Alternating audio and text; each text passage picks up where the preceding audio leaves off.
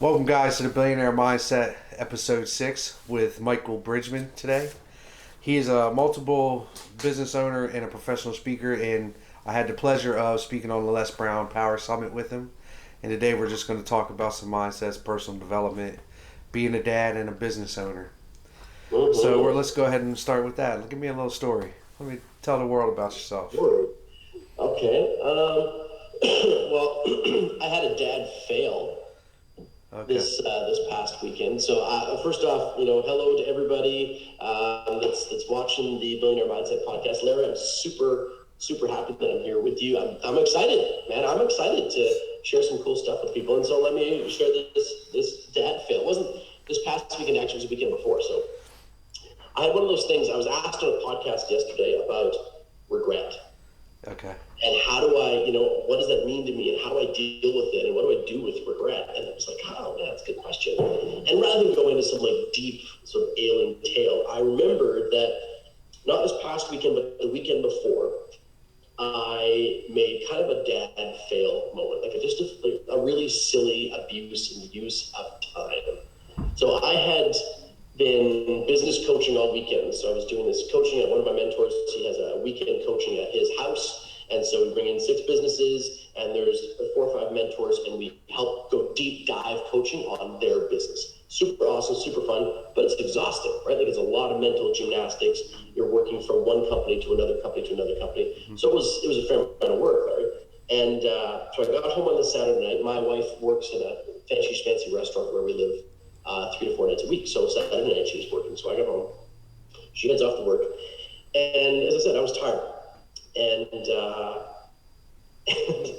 rather than engage with my 2.5-year-old son, rather than spend some time, just kind of getting, playing games or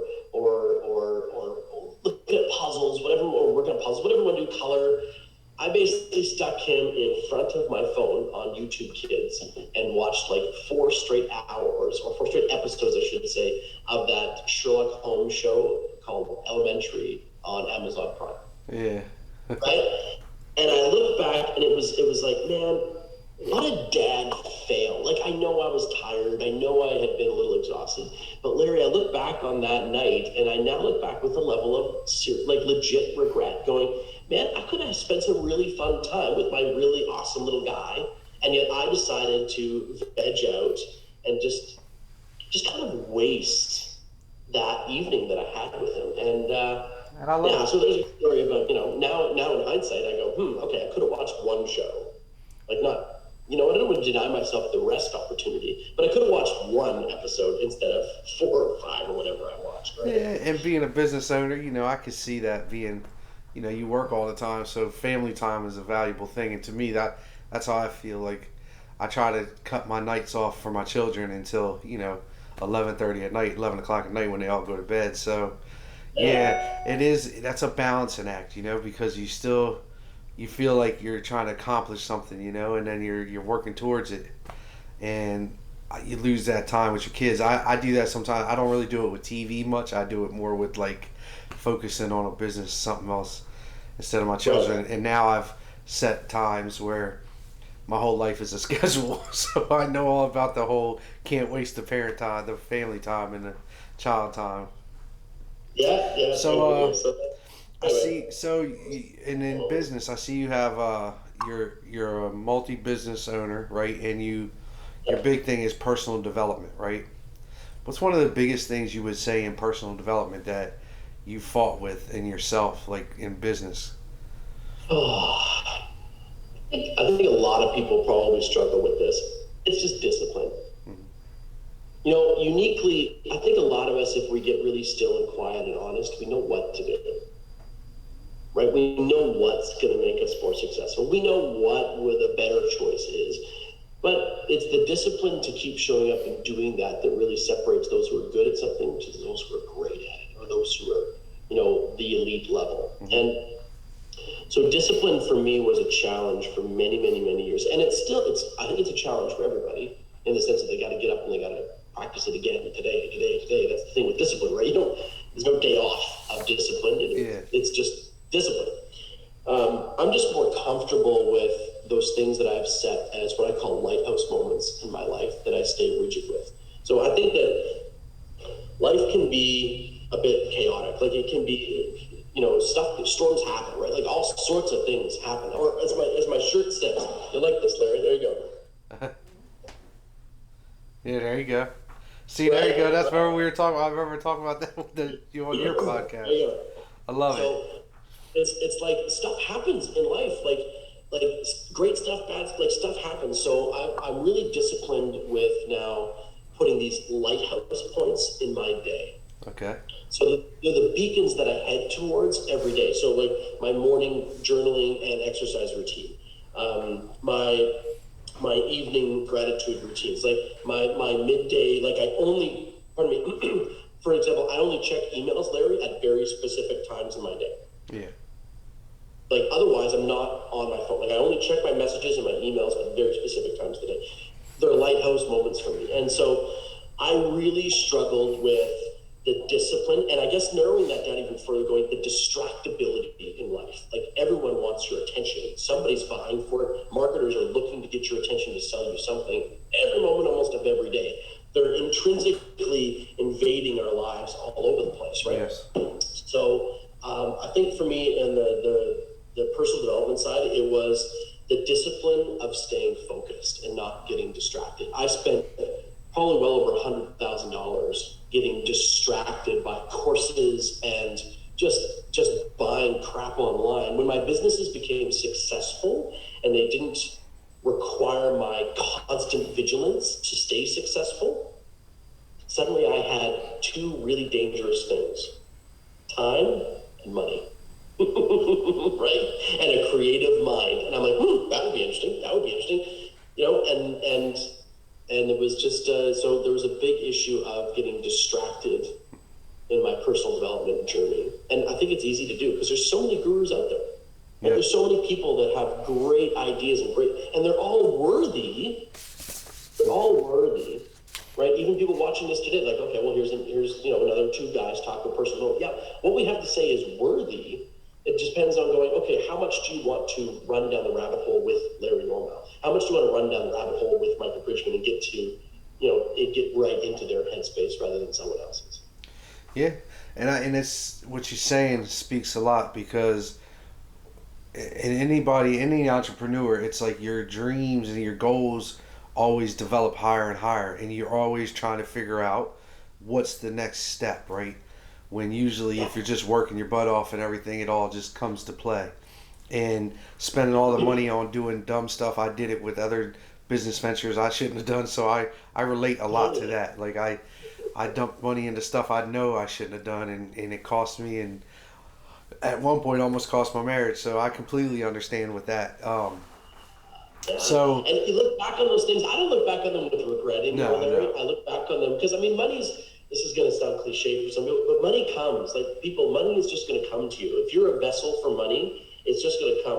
Do you know Ken Honda at all? I think we talked about this, Larry, on my podcast. Ken Honda? Do you know Ken Honda? No. So Ken Honda is this guy out of Japan, and he practices the art of making your money magnetic and lucky. Yeah. And he's a prolific writer. He's written almost like something crazy, like over 50 books, I think, on financial mindset and money mindset, all in Japanese. He's busy having them translated right now into English. Brilliant guy, one of the wealthiest men in Japan. And he talks about the idea that money will flow to you, resources will flow to you if you give them a purpose. Yes. Like if you basically hoard money and you dam it up, it stops coming to you. Yeah. Because you're so worried about the scarcity of it all. But if you believe in abundance, if you believe in a growth mindset, that idea that there's more than enough for every single human being. This is the Billionaire Mindset podcast. Yes. Some people are going to go, well, Larry makes $1 billion, that means I'm losing money. That's total horse crap. Nah. Right? Yep. And that's just people having a scarcity mindset. The world is an abundant space, right? There's enough money out there, everybody can have some. Oh, totally, right? It moves around, but you got to give it purpose. It's like your purpose, I look back on those missed those misspent dollars and go, you know what? They had a purpose. I was meant to learn that lesson, right? It's like a book I'm in the middle of reading. I'm almost finished with it. The Robert Iger book.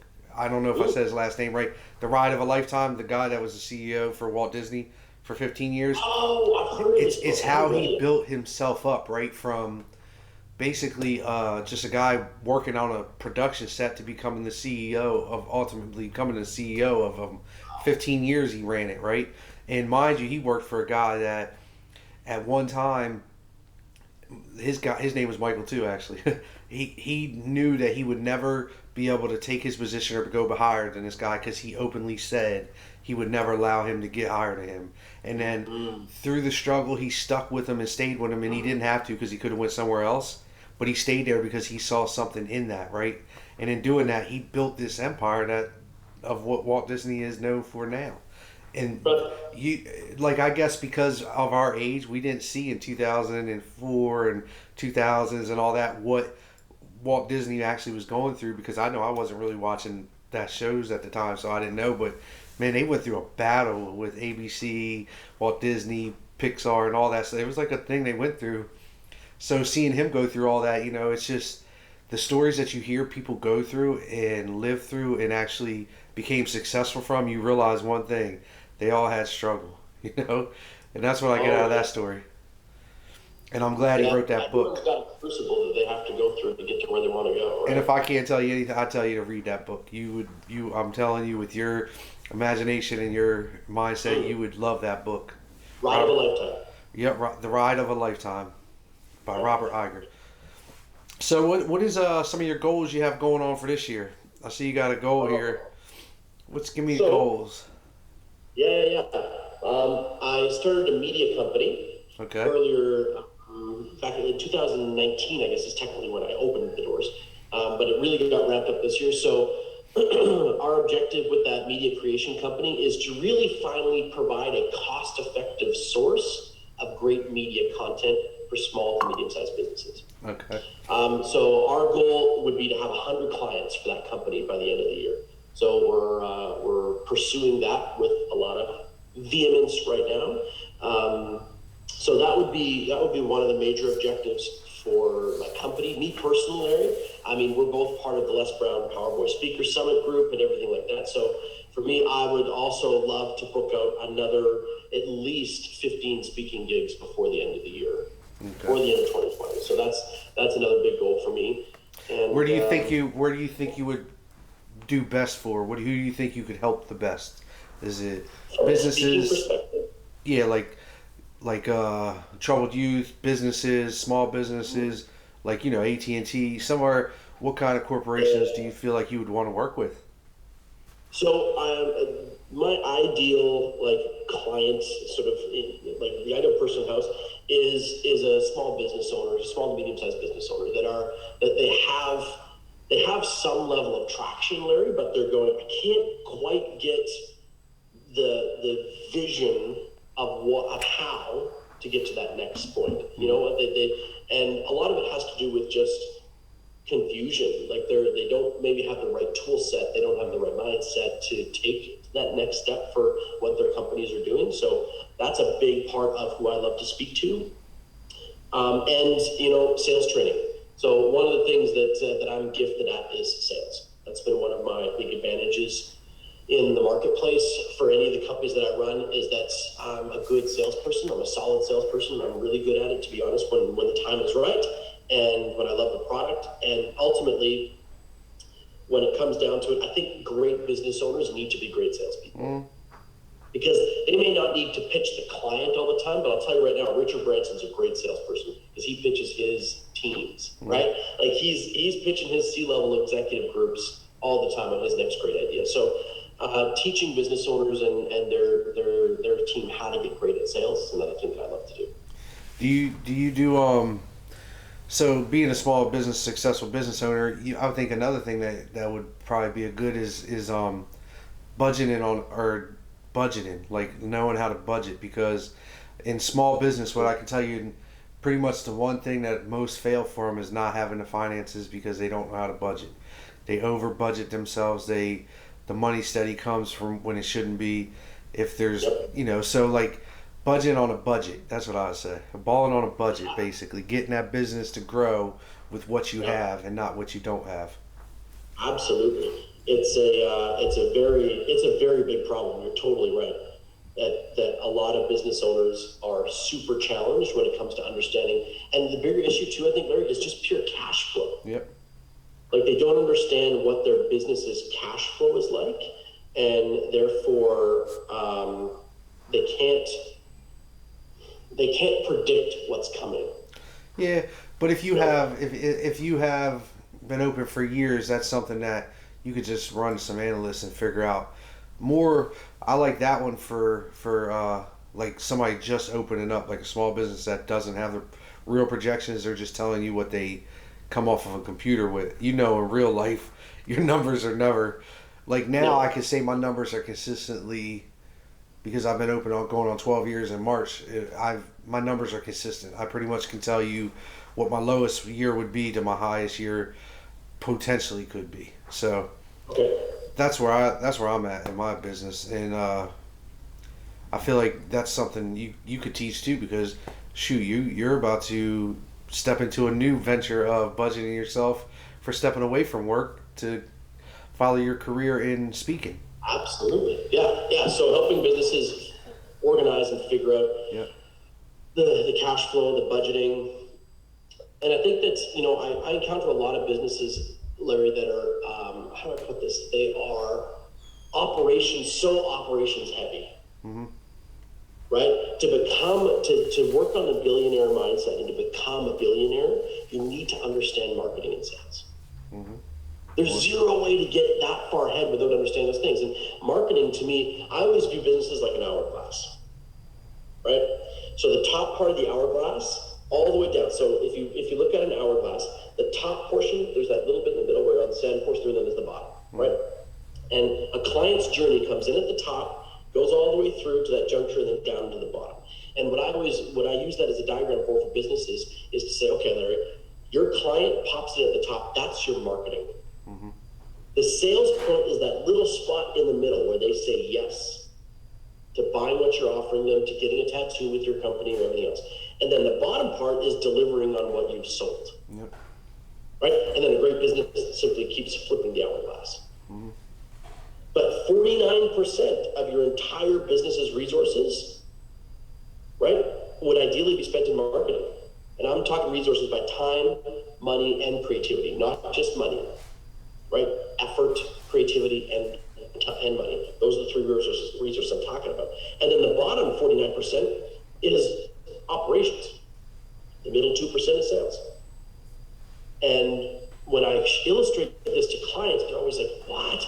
And I'm like, yeah, like how much time are you spending? How many of your resources of your company are you actually spending in your marketing? Like, are you podcasting? Are you doing, how much social media content have you got? Who are you, like, are you running ads? Are you not running ads? What are the resources you're spending to attract clientele or to encourage previous clients to come back into the store? Those are all marketing. Everything that happens before someone says yes to the sale, to me, is marketing. Oh, yeah, and I did mine. We did ours, and we're still working on ours, and that's some stuff that we're working on too right now, is trying to figure out the right marketing and figuring out where to market something with a right budget. That's what I'm trying to figure out now. I'm trying to put a budget together for just that, because we were budgeting. I had a marketing going that was budgeted, but it was like way too high for what it was in turning, and I would have ended up just having to shut it down all the way because of the fact that, when you're spending X amount of dollars a month, you're at a point where you're like, okay, if I keep trying to do this, I'm steady taking from savings, I won't have a savings. You know what I mean? So you don't want to do that.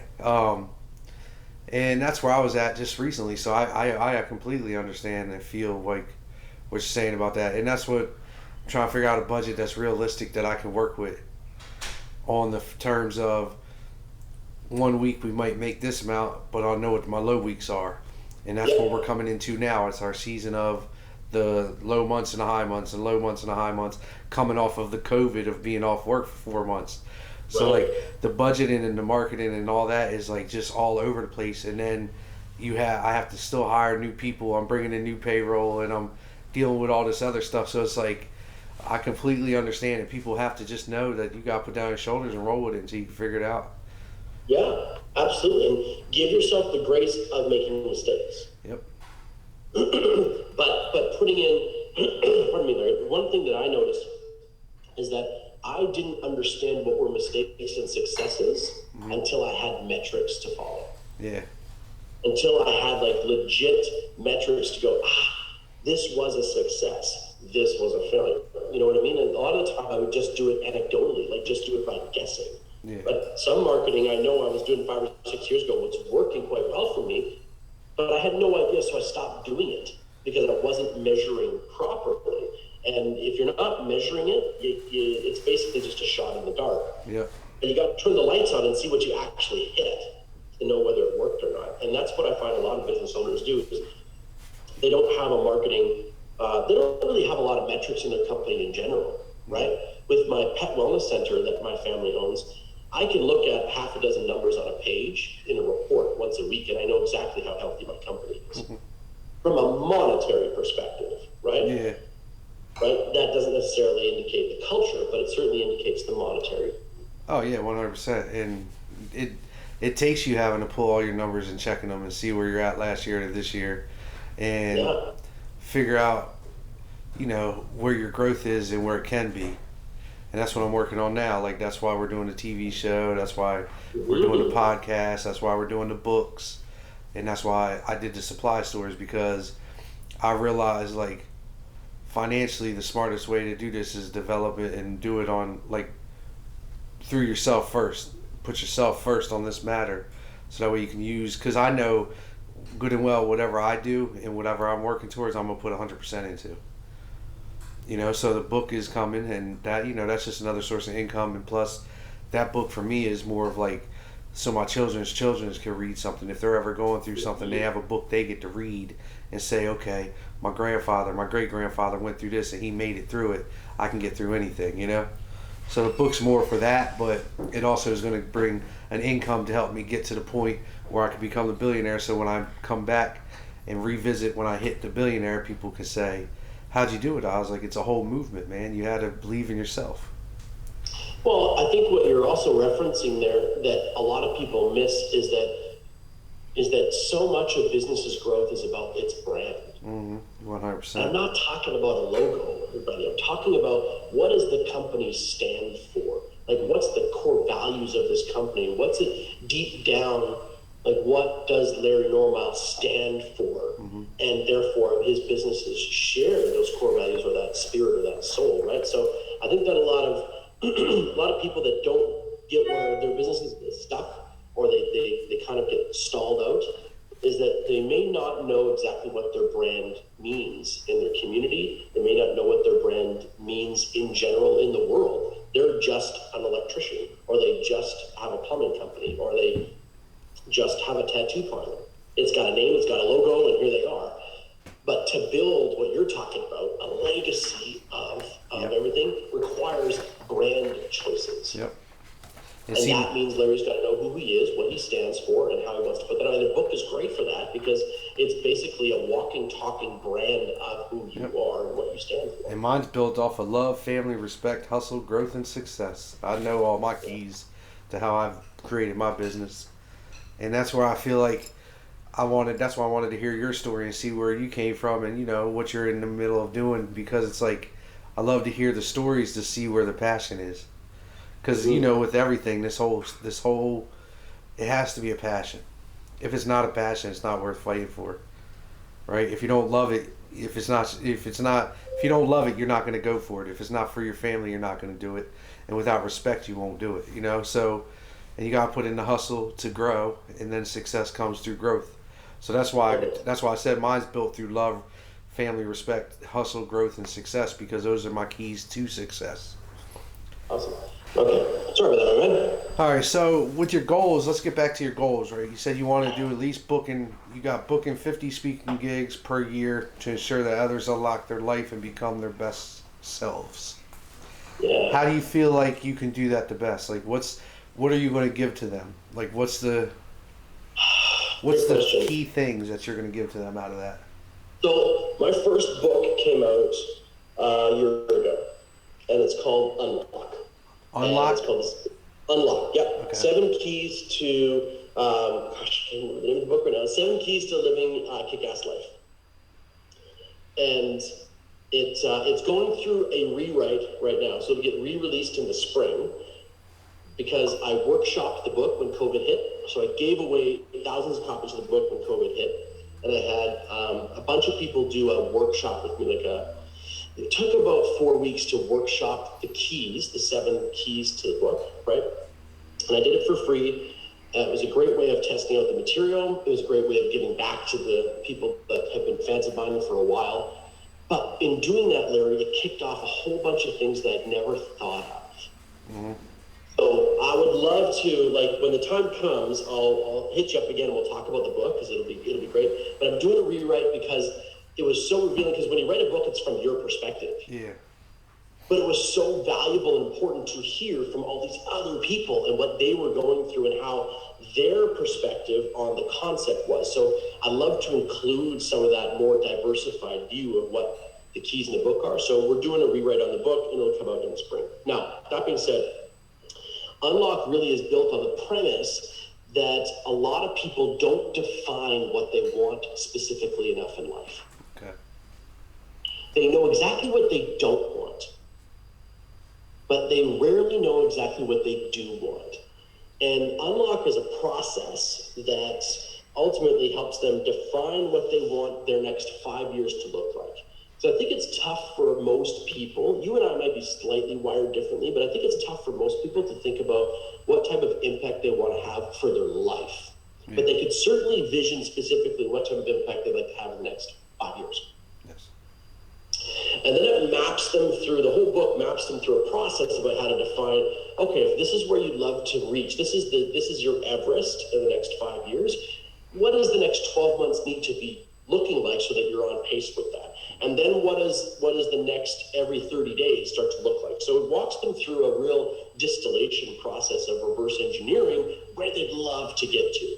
And so that's part of what I want to share with people is encouraging them to define who they want to be, Larry, define what they want life to mean, define what their greatest selves are, make it specific, make it clear so that they can actually start to attract that into your life. I'll bet when you got clear as to the opportunities you wanted in life, those things really started to show up, yes. Right? Yep. When you got clear, it wasn't just as, that'd be fun to do a TV show. You're like, no. I want to do a TV show. This is the kind of thing that I want to have happen in the TV show. And suddenly, bam, the highway opens up. Things start coming to you, right? But it's the specificity of the ask that sparks the universe to start to line up things for you. And I think people might say that's woo-woo, but ultimately what starts to happen is that when you get specific on what you're looking for, you naturally start to pick up on conversations. You start to look for certain types of people. You start to attract or make connections with people with a specific intention. And that's where this comes from. It's not an accident, right, that this stuff happens. It's that, Larry wants to do a TV show. He gets in contact with a new group of people, and it happens to be that when he's talking about this, someone in that group knows producers and they can connect, right? It's not an accident. It's not magic. It's that you're asking for something specific, and therefore it can be specifically given to you. Yep. And it is so crazy because before we got on here, that's what I was doing. Like pretty much breaking down what the billionaire mindset is and what the movement is for me with that, right? And you'll hear about it soon. But with yours, it sounds like to me, it sounds like you're writing a book. You're about to build an online course. You're going to start speaking because I feel like you already kind of told me an online store, like a course that you could do with just that 7 steps. Oh, yeah. So that'll be good to see. That'll be interesting. And so the book's going to re-release. We'll keep an eye out for that. You said it's called Unlock. Yep. All right. So that'll be an awesome thing to keep an eye on. So you're going to be something you want to share with the audience. Looking for anybody looking for a pro speaker to do summits or corporate events, you want to be there for them, right, and do them. And absolutely. Is there certain ones that you'd want to be geared towards, or what are you open for? Because some summits you just might not be about yours. That's a great question. So once again, specificity, right? Mm-hmm. So I should be specific in what I'm asking for. As far as corporate clients go, At this stage, in all honesty, I've been open to any corporate client. Like, I haven't been super specific as to who I do want to work for and who I don't. But that's a good prompt to probably narrow that down for myself. As far as summits are concerned, I love to speak at entrepreneurial summits that are like, I'm not the ideal guy to speak at a health and wellness kind of summit. I'm not the ideal guy to speak at some of those styles or concepts of summits. I'm more the guy that would be great to speak at. If you're looking for a motivational speaker or a sales speaker or someone who can talk about entrepreneurialism and budgeting and those things that come with it, that package, or systemizing. Man, so many companies don't systemize enough so they can get out of being in their business, right? Mm-hmm. So those are all things that a lot of small to medium-sized business owners don't do that I'd love to talk to them about. So summits that involve, that really cater to that clientele. Even the online summit world, like there's a lot of online businesses these days, and people are popping up with more and more of that. So even people that have online companies, Shopify stores, e-commerce stores, I've fallen in love with marketing. So that's a part of one of my expertise toolboxes. So anybody in that type of space as well. Cool, yeah, because that's what helps, like, figure out who's going to come reach out to you, because there will be people reaching out to you, but like when it comes to setting a goal, and I think that's where I was missing on these podcasts, was I wasn't being super specific on what I wanted. So now that's what I'm working with everybody now, is I want to be specific on what you want, so that way we can help you get to where you need to be. Because I'm looking forward to seeing your journey, brother. I'm waiting to see. I'm ready to get on stage with you one day and talk about all this, where it all started from. Absolutely. Power Voice alumni. Yeah. So some links that I'll say. Can you give us your links that you have so people can reach out to you? Yeah. So ideally, if you check out michaelbridgman.ca, because I'm up in Canada here, so we can use .ca. So Michael Bridgman, Michael, just how it sounds and spells, and then Bridgman without an E, Bridgman, .ca. You can check me out on Facebook at Michael Bridgman page. And I've been made fun of for my Instagram handle, so I probably need to change it at some point in the future. But Michael_Bridgman_1979. I've been told that's like the oldest man handle possible. So that's when I was born too, 1979. So I'm not judging you, brother. All I did was just take out the 1979 and the underscore. I just have Larry_Normile. There you go. Hey. For me, I think that one was taken. Michael_Bridgman was taken. It's just you're branding yourself. People have to know who you are. That's right. And I think but that comes down to that specificity, right? My first career was as an actor. I was a professional actor for many years. And one of the things that we were always taught as an actor, Larry, is that you can't go in and play a scene angry. Yeah.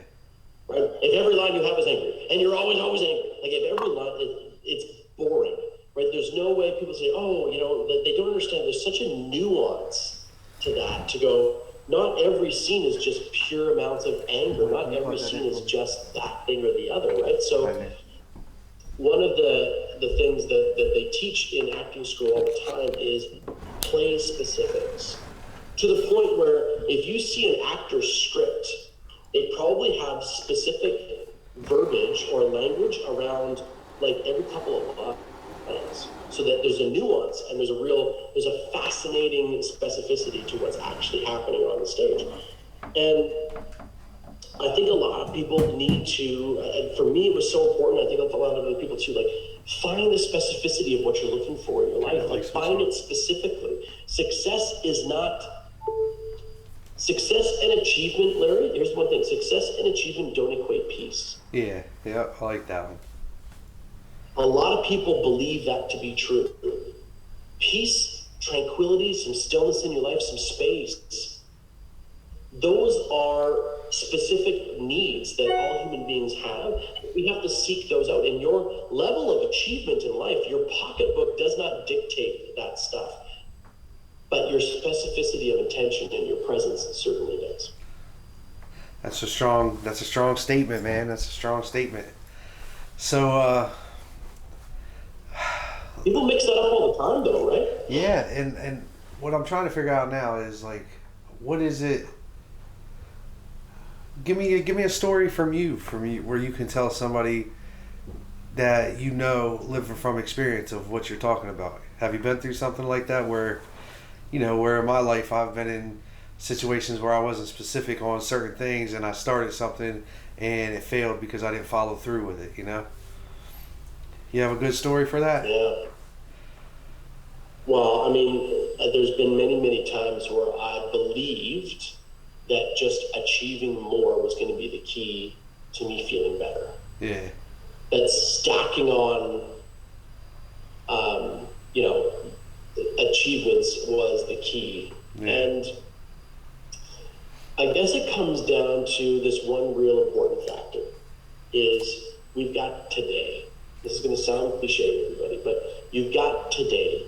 You've got this moment where you're listening to Larry and Michael. You've got this moment. That's what you've got. And you can't go back and change your past. You can't even, there's this idea that we can kind of predict our future because we create it, we manifest it, which has some semblance of truth to it. But ultimately, as I said, life happens, right? Like if I can't be a good example, I'll be a great warning. Like life happens. And so I think that it's important to be really present. Yeah. And I know that for me, when I spent some of my time simply stacking on achievement after achievement, believing that accomplishing more was the key to me feeling more important, more valuable, I often discovered this horrifying level of burnout. And it wasn't until my son was born, Larry, that I understood what I was and was no longer willing to sacrifice. And that's why that, about my son and not spending that Saturday night chilling with him and hanging out kind of just at opposite ends of the couch watching our screens, as it were, I look back on a moment of regret and go, man, there was some great bonding time that could have happened. And there will be lots. It's a small thing to regret, but it's symbolic of the idea that I don't get that Saturday night back. Yeah, and then being as a father, I'm a father of 4, so, and I've been through a lot with my children in custody battles and everything else. So I've been through a lot. As fighting for a father for a while, I was single. You deal with trying to, like, one thing I could never understand, and what I wish that we could help the world in that side is that don't use a child as a crutch. For being angry at somebody else or whatever. Because honestly, man, a good father and a good mother, I have a child that his mother's not really in his life at all. Just on a hey, how you doing type of every once in a blue moon type of conversations. So, I think as important life is, I think family is everything. And I feel like you're showing that's a good side to showing what a father should want to do and not what a father does, because sometimes even I do it. I'm guilty of what you just said, but just imagine for the ones that can't be around their kids because the mother won't allow it, or because she's pissed off at him, or he just walked away.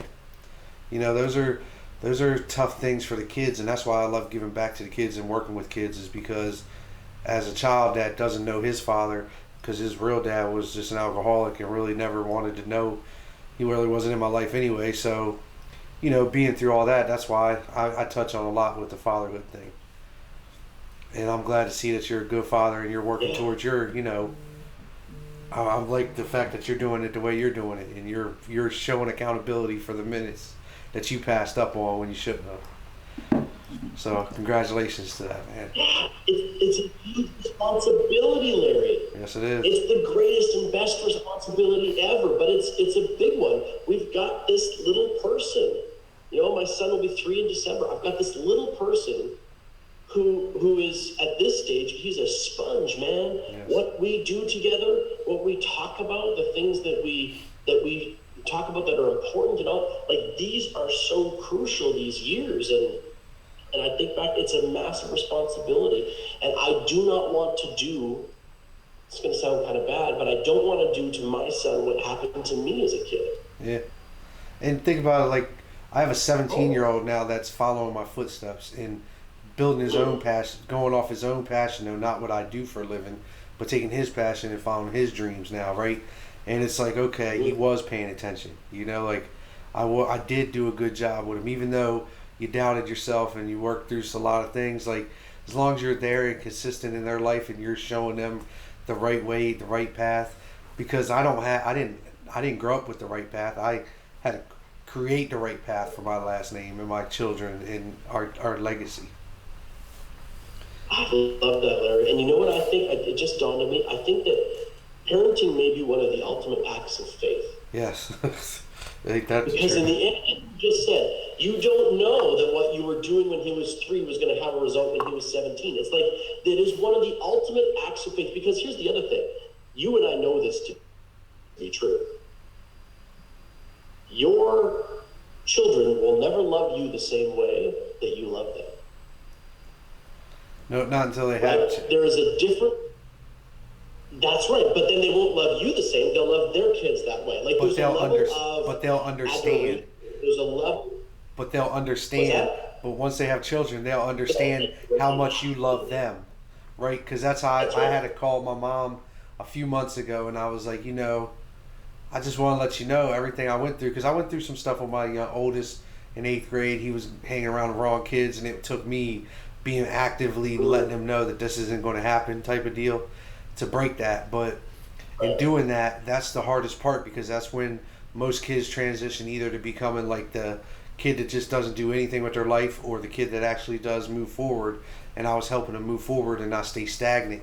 And my mom wasn't there, and I wasn't there for my mom because my stepdad, my dad that my father that raised me, he passed at 16, so I lost that. I lost like that manhood in myself, and I kind of went distant. So now that I'm in this stage with my son, I had to call my mom like last year and just talk to her like for an hour about, now I understand. I apologize for not being there.